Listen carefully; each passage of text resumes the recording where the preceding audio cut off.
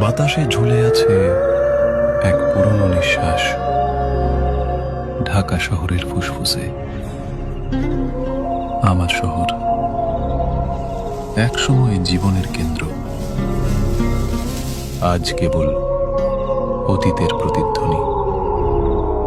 মিরপুর স্টেডিয়ামে একদিন ছিল উল্লাস, করতালির ঢেউ। আজ সেখানে শুধু ঘাসের বিছানা আর নিস্তব্ধতা। মিরপুর 10-এর মেট্রো স্টেশনে যে ট্রেন একসময় মানুষ বহন করত, এখন শুধু লতা পাতা ধরে রেখেছে ভাঙা রেল লাইন।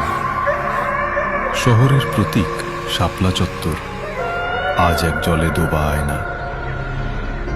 মানুষ নেই, শুধু প্রকৃতির ছাপ।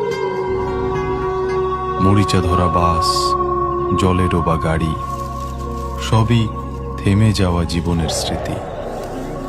জাতীয় স্মৃতিসৌধ, যে স্থানে সংগ্রামের ইতিহাস লেখা, আজ সেখানেও শেকড় গেঁথেছে নীরবতা। ভাঙা জানালা দিয়ে হাওয়া গায় এক বিষণ্ণ গান। পিচের ভেতর থেকে গজিয়ে ওঠা গাছ বলে দেয়, মানুষ হেরেছে, শহর হেরেছে। কিন্তু এই ধ্বংসস্তূপে আছে অদ্ভুত এক শান্তি।